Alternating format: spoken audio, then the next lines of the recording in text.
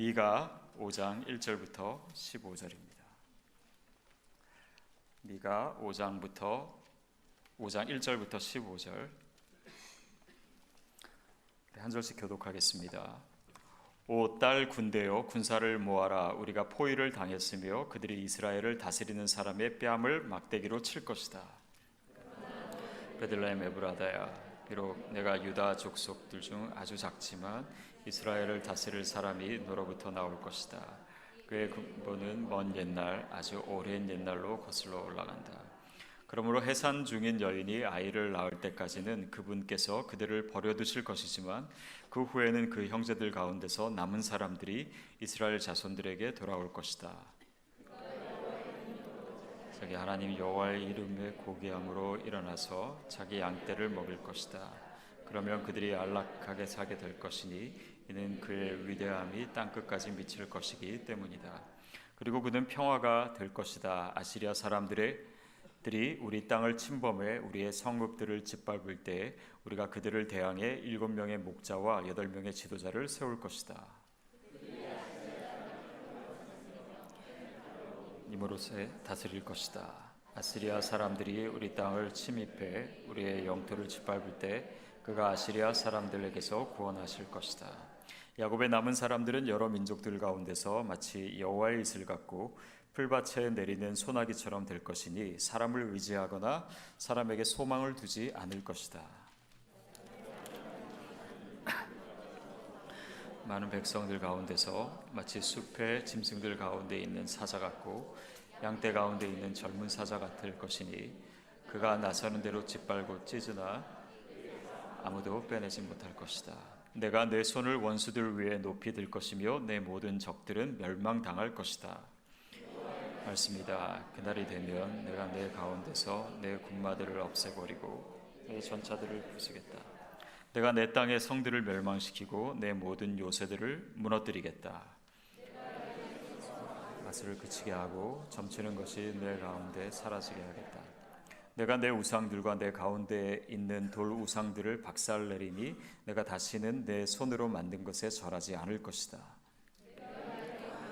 아세라상을 뽑아내며 내 성들을 멸망시켰다. 함께 읽겠습니다. 내가 순종하지 아니할 민족들에게 진노와 분노로 갚겠다. 제가 수요 예배 설교를 이렇게 그 주에 순모임에서 나누는 본문으로 이제 설교를 하고 나서부터 한 가지 좀 어색하고 그런 것이 새벽 예배 때 우리 다른 목사님이 이 본문으로 설교를 했는데 제가 또 하게 되는 경우라든지 아니면 제가 했는데 목사님이 뭐 내일이나 모레 하는지 이런 경우들이 이제 생기는 거예요. 오늘 본문 같은 경우는 오늘 바로 새벽에 정돈윤 목사님이 이제 설교하신 본문인데 여러분 누가 설교 잘하나 비교하지 않게 되기를 바랍니다.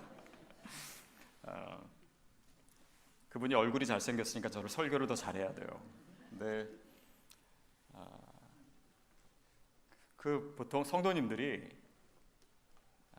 제가 이제 저희 교회 담당 목사니까 당연히 설교를 더 잘하겠지.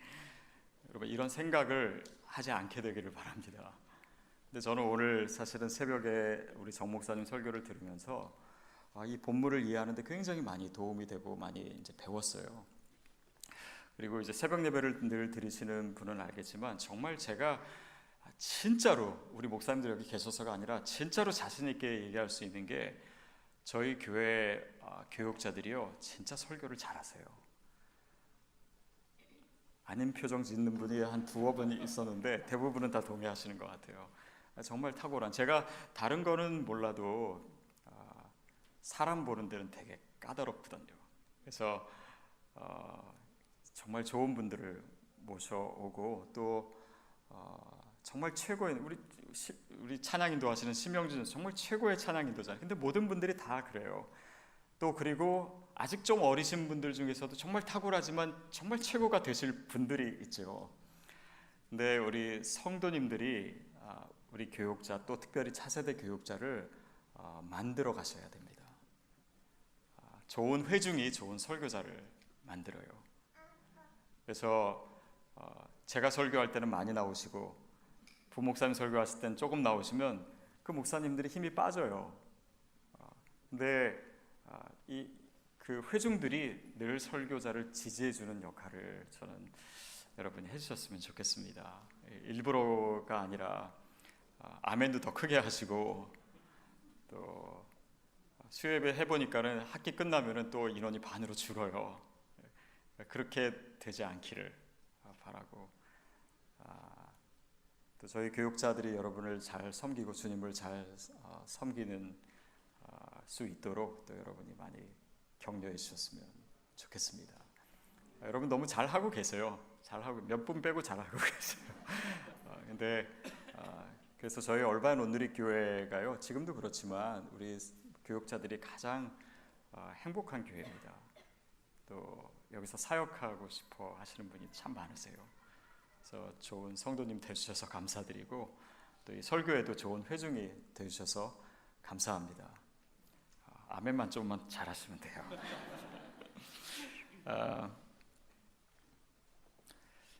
1절 2절 같이 한번 보겠습니다. 다시 한번 읽겠습니다. 시작. 오 딸 군대여 군사를 모아라. 우리가 포위를 당했으며 그들이 이스라엘을 다스리는 사람의 뺨을 막대기로 칠 것이다. 그러나 너 베들레헴 에브라다야, 비록 내가 유다 족속 중 아주 작지만 이스라엘을 다스릴 사람이 너로부터 나올 것이다. 그의 근본은 먼 옛날, 아주 오랜 옛날로 거슬러 올라간다. 사실 오늘 읽은 이 본문은 미가서는 참 유명한 구절들입니다. 이 구절에 메시아에 대한 예언이 들어있기 때문이에요. 근데 우리가 메시아를 암시하는 구절들을 읽을 때 한 가지 주의할 것은, 구절이 그 시대와 그 상황의 컨텍스트를 전혀 무시한 채 메시아를 예언하기보다는 그 시대와 그 상황을 통해서 메시아를 예언하고 또 암시하고 있는 것을 아는 것이 중요합니다.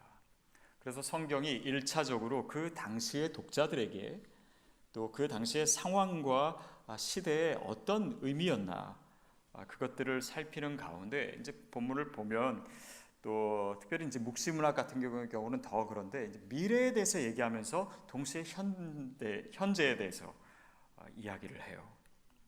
그래서 그 현재의 상황 자체를 무시하는 해석은 어떻게 보면 항상 위험에 빠질 수 있는 해석일 수 있습니다. 그래서 지금 같은 경우는 이스라엘 백성이 이제 포로에서 돌아오고, 또 아시리아 포로 가운데 있을 때 거기서 어떤 소망을 줄 것인가, 그 맥락에서 이야기하고 있는 것이고, 또 특히 이제 2절 같은 경우는 유다 족속 중에 가장 작은 이 베들레헴 에브라다를 통해서 이스라엘을 다스릴 사람이 나올 것이다. 그래서 메시아에 대한 예언이지요. 근데 그것이 그 시대에 있어서 어떤 의미인가, 또 메시아를 예언하는 데 있어서 어떤 의미인가, 그리고 그것이 오늘 우리에게 어떤 의미인가, 이런 것들을 다 따져보는 것이죠. 자, 오늘 본문을 보면 1절은 심판에 대해서 얘기가 돼 있고, 또 2절부터 6절까지는 이스라엘의 회복, 또 7절부터 9절까지는 남은 자의 역할, 그리고 이스라엘이 거룩해 되고 정화되는 그런 모습에 대해서 10절부터 15절까지 얘기하고 있습니다. 자, 근데 이 1절의 상황은 뭐냐면, 이스라엘을 다스리는 사람의 뺨을 막대기로 칠 것이다. 그러니까 이스라엘이 뺨을 맞는다, 특별히 다스리는 사람이 뺨을 맞는다, 굉장히 수치스러운 그런 상황을 얘기하고 있습니다. 아시리아에 이스라엘이 포로로 잡혀가고, 왕들마저 포로로 잡혀가고, 이런 일들이 있었죠. 자, 그런데 또 이 메시아가 나타나는 이 모든 상황, 또 소망을 얘기하는 이 상황 자체가 너 베들레헴 에브라다야. 베들레헴은 특별히 이 본문에서는 유다 족속 중 가장 작은 마을입니다. 저도 베들레헴을 작년에 이제 성지순례 다녀온 것 같은데 아무리 떠올려도 기억이 안 나는 거예요. 이러려면 성지순례 왜 갔나 싶었는데, 그만큼 사실 뭔가 이렇게 특별하지 않은 기억에 남을 만한 것이 없는 그런 마을입니다. 그런데 거기서 이스라엘을 구원할, 온 인류에게 구원을 주고 소망을 주는 메시아가 태어난다라고 하는 것입니다. 우리가 수치스러울 때, 우리가 작을 때, 또 작다라고 느낄 때, 여러분, 하나님의 소망이 우리를 담대하게 또 당당하게 할 수 있게 되기를 축복합니다. 목사는 언제 가장 작다고 느끼냐면 설교로 잘 못했다고 생각할 때 굉장히 부끄러워요. 부끄럽고 제가 한 번은 제 주일 3부 예배를 끝나고 설교를 너무 힘들게 해가지고 너무 괴로워서 방 안에 있는데 식당에를 못 가겠는 거예요. 이 성도들 얼굴 보기가 부끄러워가지고. 근데 그런 적이 한 번 있었는데 그 이후로 그런 적은 없는데 당당해야 됩니다. 왜냐하면 전 늘 그렇게 생각해요. 그래, 한 명이라도 은혜 받았을 거예요. 그렇게 생각해요. 저는 이 밤에도 한 명이라도 은혜 받게 될 줄로 믿습니다. 근데 이 하나님의 사람은요, 지금 내 상황, 나의 무능력, 거기에 내 소망의 근거를 두는 자가 아니라 하나님께 소망을 두는 거예요. 우리의 자존심은 내 능력과 내 형편과 내 조건에 있는 것이 아닙니다. 그것이 성경이 또 복음이 우리에게 늘 얘기하고 있는 것이죠. 한 번은 저희 교육자들 이렇게 모여 있을 때 그런 얘기가 나왔어요. 어느 분 보니까 목사님 아들도 있고 또 어느 분 보니까 장로님 자녀도 있고. 그러니까 보통 이제 목사님 자녀를 우리 이 목회 세계에서는 성골이라고 합니다. 성골. 장로님 아들을 진골. 근데 저희 아버지는 집사님이거든요. 저는 진골, 성골이 안 되는 거죠. 근데 어느 분인가 봤더니 아버님이 아직 교회도 안 나오시는 분이 있더라고요. 육두품. 근데 그거에 따라서 저는 목회자의 역량과 사역이 정해지지 않는다라고 믿습니다. 제가 집사님 아들이라서가 아니라 집사님이 뭐가 어때서요? 또 교회의 서열은 그런 의미가 아니죠. 지금 직분을 두고 얘기하려고 하는 건 아닙니다. 우리가 어디에서 우리의 능력과 우리의 소망과 우리의 가능성에 근거를 두느냐. 이것은 그 근본은 먼 옛날, 아주 오랜 옛날로 거슬러 올라간다. 이것은 하나님께서 정해놓으신 거예요. 단지 내가 눈에 보이는 그 상황에서 기인한 것이 아니라 하나님께서 미리 저와 여러분의 삶을 통해서 계획해 놓으신 것들이 있습니다. 그런데 우리는 눈에 보이는 것, 내가 느끼는 것, 또 내 감각 안에 들어오는 것만을 기준으로 늘 생각하고 또 거기서 내 자존심을 찾기 때문에 하나님의 계획을 못 봐요. 하나님이 내 삶을 통해서 역사하시는 그 능력을 잘 헤아리지 못합니다. 그래서 자랑할 것도 없고 부끄러워할 것도 없습니다. 우리가 부족하면 또 그 부족함을 통해서 하나님 놀랍게 일하실 거예요. 하나님의 더 아름답고 또 귀한 역사가 일어날 줄로 믿습니다. 그러니까 그것이 메시아가 또 베들레헴에서 나오셨다라고 하는 의미에서 우리가 다시 한번 생각해 볼 수 있는 것이죠. 3절 4절 말씀 읽겠습니다. 시작. 그러므로 해산 중인 여인이 아이를 낳을 때까지는 그분께서 그들을 버려두실 것이지만 그 후에는 그 형제들 가운데서 남은 사람들이 이스라엘 자손들에게 돌아올 것이다. 그가 여호와의 능력으로 자기 하나님 여호와의 이름에 고귀함으로 일어나서 자기 양떼를 먹일 것이다.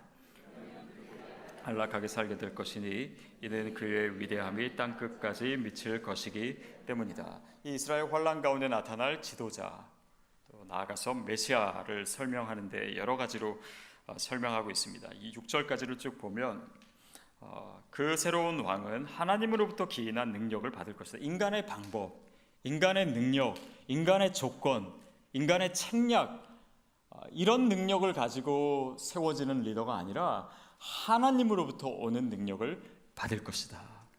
그리고 7명의 목자와 8명의 지도자. 이 숫자는 특별히 역사적으로 의미를 갖는 건 아닙니다. 7은 완전수고 8은 충분함보다 더 충만한, 이런 뜻이겠죠. 그런 목자들과 또 지도자들을 세울 것이다.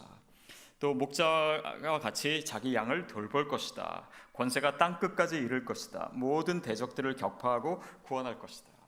우리가 미가서를 계속 읽으면서 보듯이, 또 요즘 우리가 예레미야를 읽고, 이 모든 그 예언서에서 보면요, 심판의 얘기가 참 많이 나옵니다. 근데 예언서에 나오는 그 모든 심판은요, 회복을 향해 있어요. 그게 중요합니다.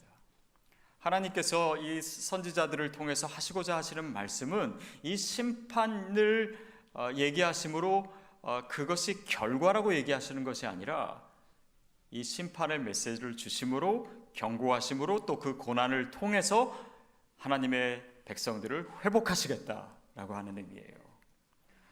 우리가 보통 이렇게 설교의 내용을 보고 얘기할 때도 설교가 어떤 위로와 격려와 이런 것들을 목양적인 설교라고 얘기하고, 또 이렇게 심판과 어떤 정의와 이런 거에 대해서 얘기하는 것은 예언자적 설교다라고 하는데, 사실 그렇게 나눌 수 없어요. 예언자적 설교라고 하는 것은 심판을 얘기함으로써 그 하나님의 마음에 있는 그 사랑과 그 답답함과 이스라엘을, 하나님의 백성을 회복시키고자 하시는 하나님의 열망, 그것을 아는 것이 중요해요. 결국은 하나님의 사랑 가운데 주님께서 회복하실 것입니다. 그러니까 이 미가서를 통해서도 지금 다시 회복을 얘기하고 있는 것이에요. 그러니까 하나님의 징계는요, 그것 자체가 결론이 아닙니다. 여러분, 혹시 우리 가운데 그런 징계와 같은 그런 어려운 시간을 지나고 있습니까? 그게 결론이 아닙니다.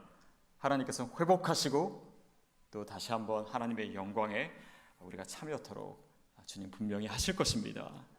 이 지금 힘들고 어려운 한국 사회도, 위기감이 고조되고 있는 이 한국 땅에도 하나님의 놀라운 회복과 통일과 주님의 은혜가 넘치게 될 줄로 믿습니다. 또 우리의 가정에도 어찌 보면은 또 어려운 상황 가운데 있는 그런 가정들 있잖아요. 주님께서 회복해 주실 줄 믿습니다. 또 여러분의 사업도 하나님께서 다시 한번 회복해 하시기를 주님의 이름으로 축복합니다. 다 그것이 무엇을 향해 있냐면요, 회복. 그러니까 나의 회복 자체도 아니죠. 그것을 넘어선 하나님의 영광이에요. 이게 이제 칼빈이 많이 주장하던 것입니다. 하나님의 영광. 이 모든 것을 통해서 우리는 결국 하나님의 영광을 드러내게 될 거예요. 그분의 능력이 나타날 것입니다. 그분이 회복하심으로 인해서 하나님의 백성을 다시 한번 이 역사 가운데 세우시는 그런 일들을 얘기하고 있습니다. 자, 근데 이제 7절부터가 오늘 본문이 이제 중점적으로 얘기하고 있는 것인데요, 바로 남은 자에 대한 것입니다. 우리 7절 같이 읽겠습니다. 야곱의 남은 사람들은 여러 민족들 가운데서 마치 여호와의 이슬 같고 풀밭에 내리는 소나기처럼 될 것이니 사람을 의지하거나 사람에게 소망을 두지 않을 것이다. 이스라엘의 그 야곱의 남은 사람들입니다. 결국 그 어렵고 절망적이고 그 어두운 상황 가운데서 하나님께서 이스라엘 사람, 또 특별히 남은 자, 지도자들을 세우시고 그들을 통해서 이스라엘을 회복시키는 그 일들을 얘기하고 계신데, 남은 자들이에요. 남은 자. 다시 말하면 그 시대의 소망이 되고 이 시대의 소망이 되는 자들을 얘기하는 것입니다. 그들이 어떤 사람들이냐면, 그 모습을 어떻게 얘기하겠냐면, 여러 민족들 가운데 마치 여호와의 이슬 같고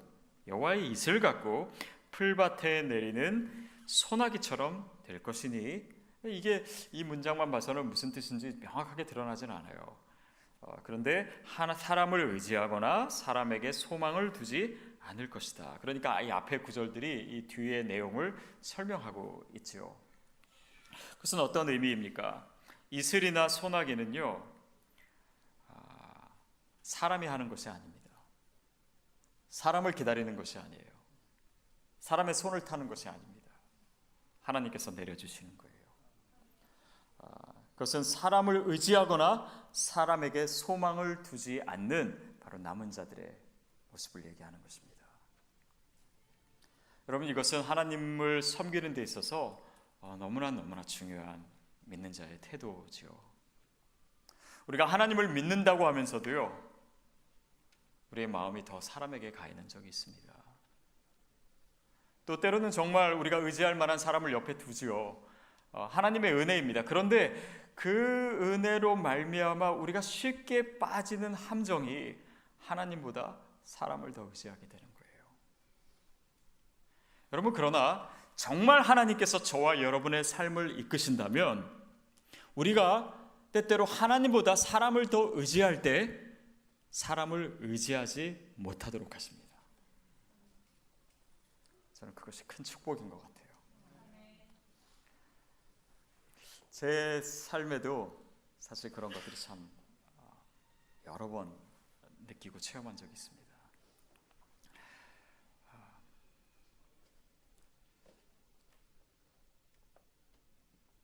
제가 한참 IMF 때 공부할 때 저희 아버지 사업이 이제 더 이상 할 수 없을 그런 상황이 됐어요. 지금 그때 보면은 그게 하나의 정말 재앙처럼 여겨졌는데 지금 생각해 보니까 그것 때문에 정말 주님 의지하고 또 하나님이 채워주심을 경험하게 됐던 거예요. 또 저는 하용조 목사님의 뭐 어떤 제가 무슨 비서를 했다든지 아니면 하 목사님과 정말 가까이 지낸 그런 교육자는 아니었어요. 근데 돌아가시기 한 1, 2년부터 목사님 뵐 기회가 굉장히 많았고 제가 병원에도 많이 찾아갔고 또 목사님을 따로 이렇게 만나서 이야기한 적들이 여러 번 있었습니다. 근데 그때 저한테 해주신 그 말씀들이요, 저로 하여금 그분을 굉장히 많이 의지하게 했습니다. 그리고 제가 정말 세상에 어떤 사람에게도 들어보지 못한 축복을 그분한테 받았어요. 그리고 저를 제 입으로 이렇게 얘기하면 하여튼 굉장히 칭찬도 많이 해주셨어요. 그분이 딱 돌아가셨을 때 저에게 든 느낌은 아니 이제 누가 내 뒤를 봐주시지? 누가 내 뒤에서 나를 추천해 주시지?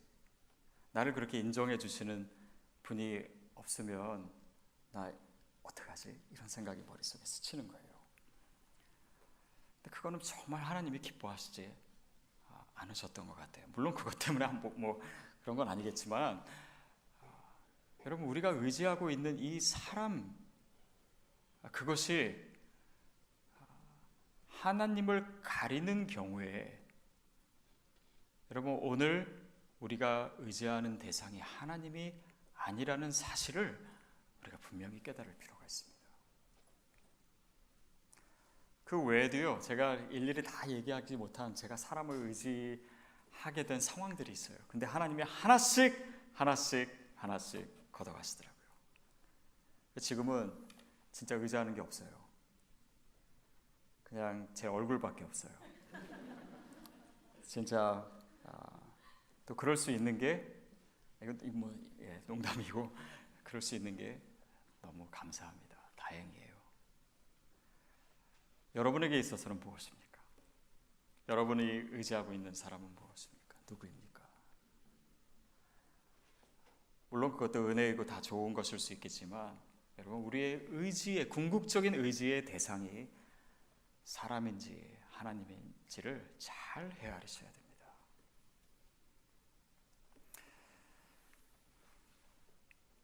시편 146편 3절 5절 같이 한번 읽겠습니다. 시작. 왕들을 의지하지 말고 사람의 자손들을 의지하지 마십시오. 거기에는 도움이 없습니다. 그 숨이 떠나가면 땅으로 돌아가고 바로 그날에 그들의 계획은 사라집니다. 야곱의 하나님을 도움으로 삼고 그 하나님 여호와를 바라는 사람은 복이 있습니다. 사람에게는 도움이 없습니다. 있는 것 같지만 굉장히 허무합니다. 그 사람이 숨을 거두면 그 계획도 다 걷어가듯이 사람은 언제 죽을지 모르는 존재입니다. 사람은 의지의 대상이 아니에요. 우리가 의지했다가는 큰 코 다칠 그런 대상입니다. 그래서 오늘 우리의 눈을 주님께로 다시 정확하게 맞추게 되기를 축복합니다. 그게 믿음이에요. 그리고 그럴 때 하나님께서는 여호와를 의지하는 자, 여호와만을 의지하는 자가 복되다라고 말씀하십니다. 여러분, 향방 없이 의지하지 않을 이방 나라를 의지하고 사람을 의지하고 내 계획을 의지하는 그런 자가 아니라 주님을 의지하는 여러분 되기를 축복합니다. 8절 9절 읽겠습니다. 시작. 야곱의 남은 사람들은 민족들 가운데서 그리고 많은 백성들 가운데서 마치 숲의 짐승들 가운데 있는 사자 같고 양떼 가운데 있는 젊은 사자 같은 것이니 그가 나서는 대로 짓밟고 찢으나 그분에게 아무도 빼내지 못할 것이다. 내가 내 손을 원수들 위에 높이 들 것이며 내 오른쪽들은 멸망당할 것이다. 그 남은 자들이 얼마나 강한 담대한 모습을 가질 것인지를 얘기하고 있어요. 그들은 마치 숲의 짐승들 가운데 있는 사자 같고 양떼들 가운데 있는 젊은 사자 같은, 그러니까 숲에 다른 짐승들이 많은데 거기에 있는 한 마리의 사자, 그러니까 다른 짐승들과 구별되는 그 기품과 그 멋있고 당당한 그 모습.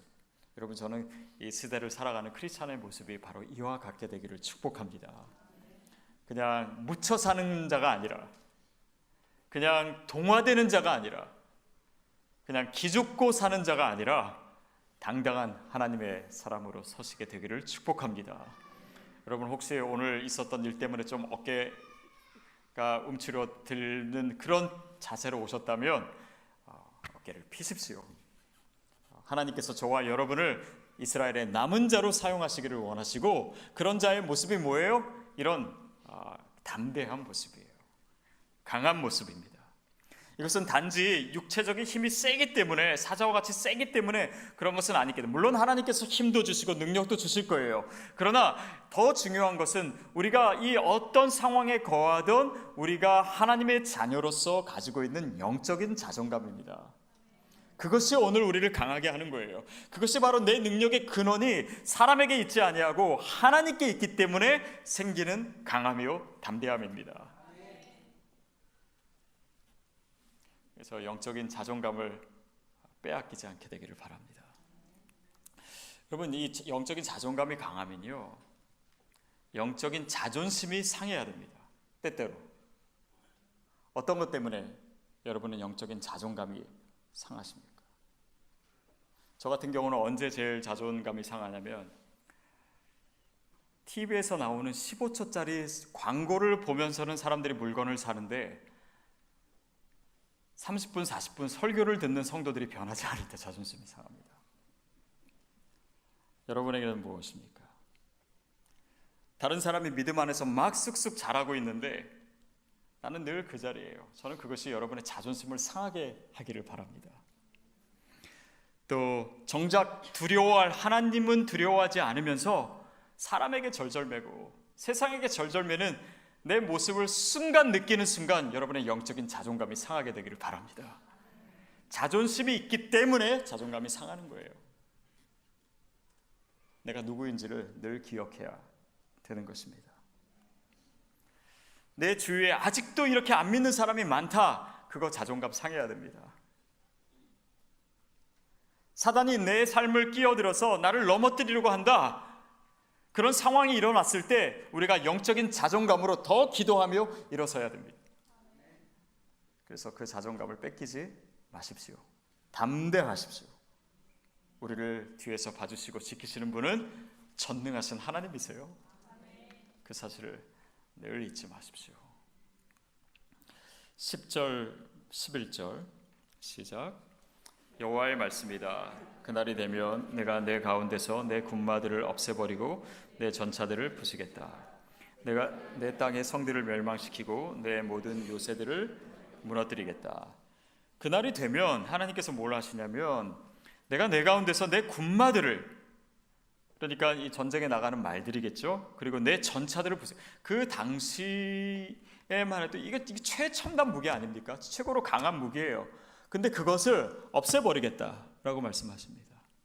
이것은 무슨 의미입니까? 내가 내 땅의 성들을 멸망시키고 내 모든 요새들을 무너뜨리겠다.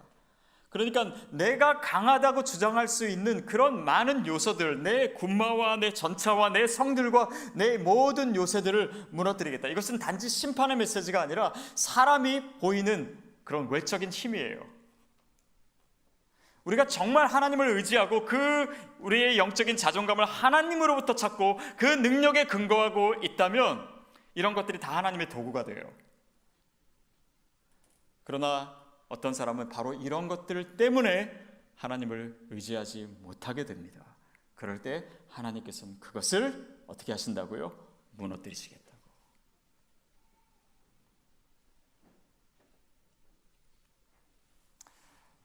사람이요, 평소엔 잘 몰라요. 모르다가 신앙이 있는 사람이라면 좀 진작 깨달으면 좋은데, 내가 돈을 의지하고 있었다라는 것을 꼭 언제 깨닫냐면 돈을 잃은 다음에 깨달아요. 그래서 내가 잘못했지, 그래요. 돈뿐만 아니라 내가 의지하는 다른 모든 것들이 그렇습니다. 내 영적인 자존감을 어디에 두고, 내 능력의 근원을 어디에 두고, 내가 의지할 대상이 누구에게 있는지 그것을 평소에는 잘 생각하지 못하다가 그것을 잃고 나서, 무너뜨림을 당하고 나서 깨달아요. 여러분, 우리가 타이밍을 잘 생각해야 됩니다. 하나님이 원하시는 것은 꼭 그것을 무너뜨리는 것을 통해서 우리가 깨닫는 것을 원하시는 것이 아니라 우리의 모든 삶의 순간순간에, 우리의 일상에 그런 하나님을 바라보는 믿음의 훈련이 있기를 바라시는 겁니다. 그래서 이런 것들을 의지하지 마라라고 얘기하는 것이에요. 12절, 13절입니다. 시작. 내가 내 손에서 마술을 그치게 하고 점치는 것이 내 가운데서 사라지게 하겠다. 내가 내 우상들과 내 가운데 있는 돌 우상들을 박살내리니 내가 다시는 내 손으로 만든 것에 절하지 않을 것이다. 14절도 읽겠습니다. 내가 내 가운데서 아세라상을 뽑아내며 내 성들을 멸망시키겠다. 한마디로 우상과 신들을 제거하시겠다라고 하는 거예요. 남은 자들에게서 너희가 정말 세상의 소망이냐? 너희가 정말 내가 너희를 통해서 이 시대에 하나님의 백성들을 세우고 소망을 이루고 이런 이 남은 자들의 역할을 맡기실 때 우리 가운데 나타나는 그 모습들이 어떤 것이냐면, 이렇게 사람을 의지하지 않고 군마와 요새와 성들과 이런 전차를 의지하지 않고 또한 우상을 의지하는 그 모습들을 내가 다 제하여 버리겠다라는 거예요. 결국 이런 이 우상을 섬기고 있는, 또 다 사람과 다른 것을 의지하고 있는 자들은 결국 남은 자의 모습이 아니라는 것입니다. 이것은 또한 무슨 뜻이냐면, 이스라엘 백성과 하나님 사이에요, 항상 이스라엘 백성들을 시험에 빠뜨렸던 것이 바로 이 우상입니다. 그러면서 선지자를 통해서 계속해서 선포되는 것은 뭐냐면, 하나님의 계약, 하나님과의 이스라엘 백성의 이 언약 백성의 계약의 구체적인 내용이 뭡니까? 나는 너희의 하나님이 되고 너희는 나의 무슨 백성이 되라? 거룩한 백성이 될 것이다. 그 계약이 항상 위기 가운데 있는 것이에요. 다시 말하면 이 우상을 제하게 하고 정말 하나님만을 의지하게 하시겠다라고 하는 것은 그 계약을 하나님 아직도 포기하지 않으시고 그 계약을 회복시키겠다. 너희를 나의 백성으로, 하나님의 백성으로 다시 세우겠다. 그것의 특징이 한마디로 얘기하면 거룩함입니다. 근데 이 거룩함은 단지 우리가 생각하는 그냥 단지 죄가 없는 그것이 아니에요. 여러 가지 의미입니다. 예를 들면 거룩은 이 율법을 지킬 때 나타나는 결과예요. 그러니까 하나님의 말씀 자체가 우리가 하나님 백성됨의 표시입니다. 결국 하나님의 백성된 자가 누구냐? 하나님의 말씀을 따르는 자예요. 하나님의 말씀이 삶의 기준이 되는 자입니다. 하나님의 말씀에 순종하는 자들이에요. 더 나아가서 이 특별히 이 우상이나 신들이 얘기하는 것은 무엇입니까? 그것은 우리의 미래에 대해서 점을 치거나 아니면 이런 우상을 섬김으로 이 확실하진 않은 미래에 대해서 내가 뭔가를 알기를 원하는 것. 다시 말하면 하나님의 신비에 속한 영역을 내 지식의 차원으로, 내 감각의 차원으로 끌어들이는 것입니다. 이것은 인간이 하나님을 신뢰하지 못할 때 그 약한 마음으로 인해서 하나님 아닌 다른 것을 의지하는 것이고, 미래를 알므로써 내가 동으로 가야 될지 서로 가야 될지 어떻게 해야 어려움을 피할 수 있을지, 그러니까 이 세상 사람들이 추구하는 것과 그들이 추구하는 안정과 그들이 추구하는 풍요로움과 이런 것들에 특별히 전혀 다르지 않은 그런 믿음이 없는 모습을 보여주고 있는 것이에요. 그런데 거룩은 무엇이냐? 그렇게 세속, 거룩에 우리가 반대되는 말로 사용하는 것이 이제 세속인데, 세속이라고 하는 것은 하나님께 속하지 않은 사람들이 행하는 그 모든 행동과 목적과 생각과 이런 것들에 동화되지 않는 것이죠. 카도시라고 하는 것이 구별됨이잖아요. 달라지는 것이잖아요. 결국 이 맥락에서의 거룩이란 하나님 편이 되어서 이 사람들, 로마, 군마나 전차를 의지하는 세상 속에서 구별되어서 전적으로 하나님을 의지하는 바로 그런 모습을 얘기하고 있습니다. 전적으로 하나님을 의지하는 모습이 바로 거룩이에요. 그래서 오늘 우리가 얼마나 거룩한가를 이 말씀에 비춰보는 것입니다. 우리가 살아가는 이 현실 속에는 이 거룩을 해치려고 하는 것들이 참 많습니다. 그것과의 싸움이에요. 오늘 제가 몇몇 목회자들이랑 얘기 나누면서 그런 얘기 나눴습니다. 우리 목사들이 착각하고 있다. 우리가 설교하면 성도님들이 금방금방 변할 거라고 착각하는데 세상이 그렇게 만만치가 않다. 전혀 다른 문화, 전혀 다른 가치관, 세상의 그런 이 오염되고 악하고 이런 모든 그런 가치관 속에서 그냥 일주일에 한 번 교회 와가지고 예배 한 번 드리면은 그 모든 것이 다 해결될 것처럼 우리가 그렇게 생각하면 그건 오산이다. 그러나 여러분, 저는요, 목사로서 그 소망을 포기하고 싶지는 않습니다. 이것은 단지 시간적인 의미가 아니고 하나님의 말씀이잖아요. 단지 어떤 누가 전하는 그런 차원이 아니라 하나님의 말씀이 우리의 삶 속에 들어오시는 거잖아요. 그러니까 이거는 단지 예배 시간을 통해서 저는 그렇다고 생각하지는 않습니다. 그러나 여러분이 일상의 삶을 통해서 여러분 성경도 읽고 기도 생활도 하시고 살아가는 모든 순간을 통해서 여러분이 하셔야 될 일은 뭐냐면 내 삶을 거룩하게 만드는 일입니다. 거룩하게, 그렇게 뿌옇고 다른 이 것들이 많이 불순물들이 들어와 있는 이 세상 속에 살지만 여러분 자신을 깨끗하게 유지하는 일들을 끊임없이 영적인 싸움을 통해서 하셔야 돼요. 그래서 맑은 물로 늘 여러분의 상태를 유지하시려고 하십시오. 그러면 잉크 한 방울 떨어져도 저는 그 물이 순식간에 변하게 된다고 저는 믿습니다. 이게 하나님의 말씀이 하는 역할이에요.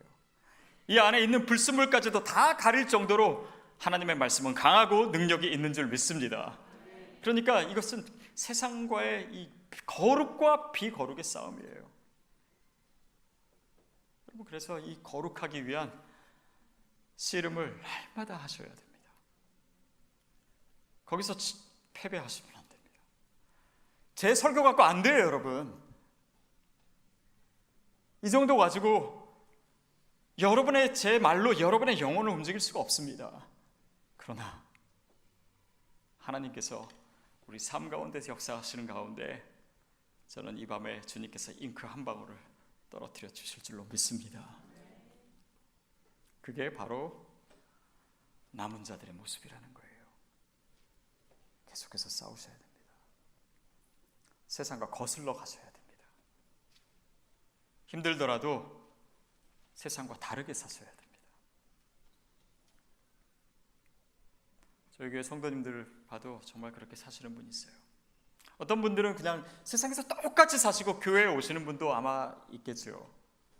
근데 완전히 가치관이 다른 분이 있으세요. 돈 벌기 위한 직업을 내려놓는 분들이 있더라고요. 우리는 어떻게 하면 더 편하게 일할 것인가, 어떻게 하면 돈을 더 많이 벌 것인가, 어떻게 하면 더 높은 지위에 올라갈까, 그것을 기준으로 늘 모든 것을 결정하는데 그 기준이 아닌 기준으로 살아가는 크리스찬들이 있습니다. 그렇게 사셔야 돼요. 돈 벌어서 남주냐, 우리는 늘 얘기하지만 돈 벌어 남주기 위해서 돈 버는 사람이 있어야 되는 것입니다. 세상과 다른 조류로 사는 사람이에요. 이 조은영 구단이 한 얘기 중에 이런 것이 있습니다. 뭐냐면 이 바둑에도요 순류가 있고 역류가 있다라는 거예요.